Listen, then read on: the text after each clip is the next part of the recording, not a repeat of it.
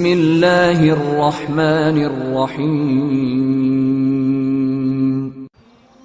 الحمدللہ آج سورۃ القیامہ کے دوسرے رکوع کا درس ہے۔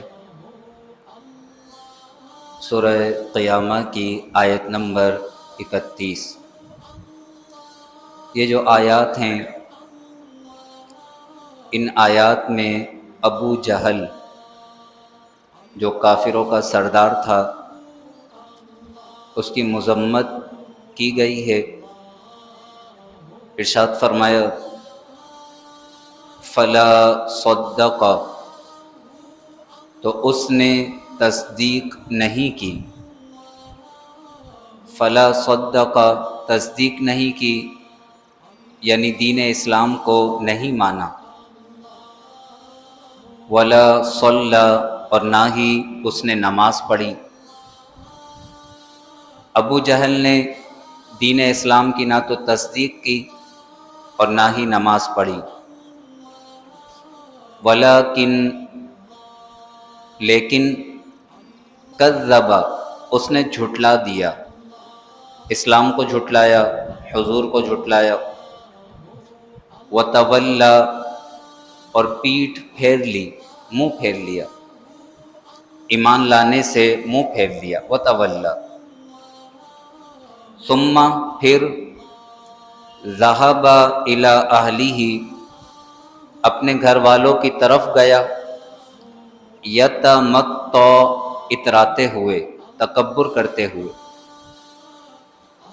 حضور علیہ الصلوۃ والسلام نے جب ابو جہل کو سمجھایا، نصیحت کی، دین اسلام کی دعوت دی، اس نے حضور علیہ الصلوۃ والسلام کی بات کی تصدیق نہیں کی، نماز نہیں پڑھی، دین اسلام کو جھٹلا دیا، منہ پھیر لیا، اور پھر اپنے گھر والوں کی طرف اتراتا ہوا چلا گیا۔ الی اہلہ، اسے اپنے اہل پر، اپنے مال و دولت پر بڑا ناز تھا۔ اللہ رب العالمین نے ڈائریکٹ ابو جہل کو خطاب کر کے ارشاد فرمایا اولا لکا، تیری خرابی ہو، فاولا، پھر خرابی ہو، ثم اولا، پھر خرابی ہو، لکا، تیرے لیے، فاولا، پھر خرابی ہو۔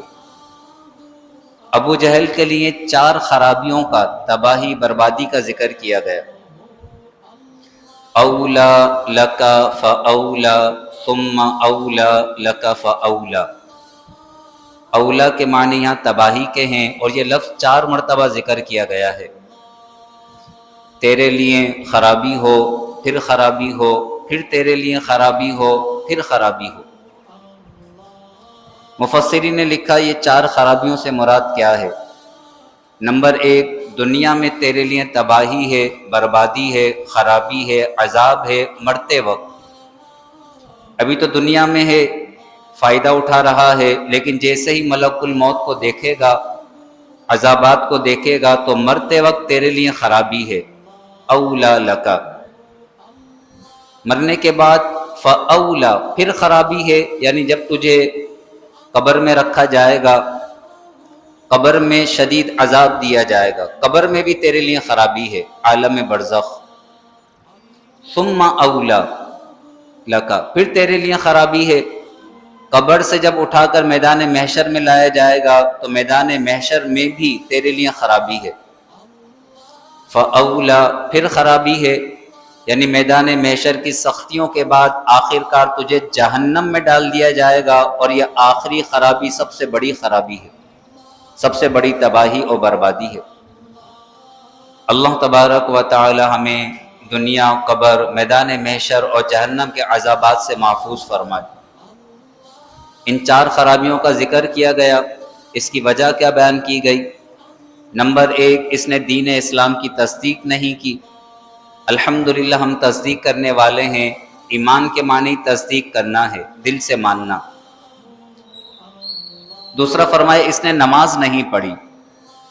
ایمان کے بعد سب سے اہم چیز کیا ہے؟ نماز۔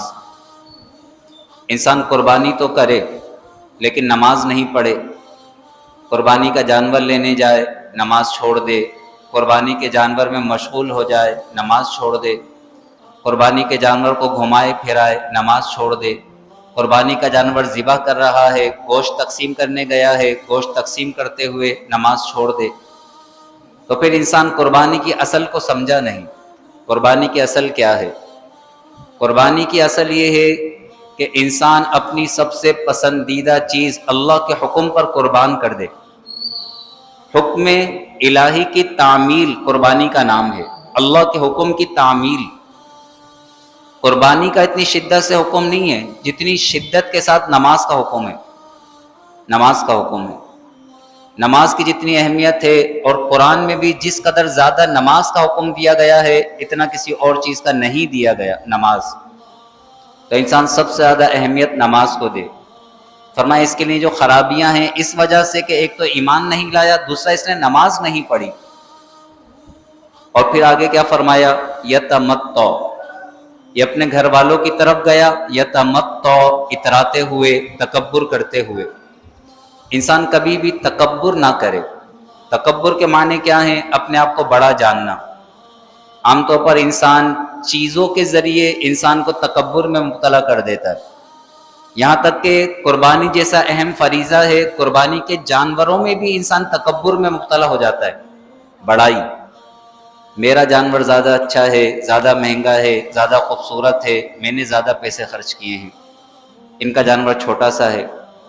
کوئی چھوٹا سا جانور لے کر آیا تو بعض اوقات اس کا مذاق بھی اڑا دیا جاتا ہے، یہ کیسا ہے، نعوذ باللہ من ذالک۔ حالانکہ چھوٹے بڑے کا اعتبار نہیں ہے، اعتبار خلوص اور اخلاص کا۔ کون اخلاص کے ساتھ، خلوص کے ساتھ قربانی کر رہا ہے، تو اگر وہ 70,000 کا بھی جانور لایا ہے اور اخلاص ہے تو اللہ تبارک و تعالیٰ کے یہاں اس کی قربانی قبول ہے۔ کوئی 10 لاکھ کا بھی جانور لایا ہے لیکن اس کے اندر خلوص نہیں ہے، دکھلاوا، تکبر ہے، بڑائی ہے کہ میں جانور لے کر آیا ہوں بڑا، بڑائی ہے، بیکار ہے۔ دنیا میں تو عزت مل جائے گی، دنیا میں شہرت مل جائے گی، دنیا میں واہ واہ ہو جائے گی، لیکن آخرت میں کوئی ثواب نہیں ہے۔ اللہ تبارک و تعالی ہمیں ابو جہل کی بری صفات سے ہمیشہ کے لیے محفوظ فرمائے۔ جھٹلانے والا ہے، نماز نہیں پڑھنے والا ہے، یتمتع تکبر کرنے والا ہے، اپنے گھر والوں کی طرف اتراتا ہوا جاتا ہے، تو دنیا میں بھی خرابی ہے، قبر میں بھی خرابی ہے، میدان محشر میں بھی خرابی ہے، جہنم میں بھی عذابات ہی عذابات ہیں۔ اللہ تبارک و تعالی ہمیں اپنے فضل و کرم سے بخشش کے پروانے عطا فرمائے۔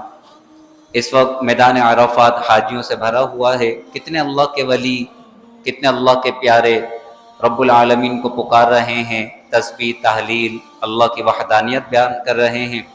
اللہ تبارک و تعالی فرشتوں کے سامنے اپنے ان بندوں پر فخر فرماتا ہے کہ یہ میرے بندے مجھے پکار رہے ہیں۔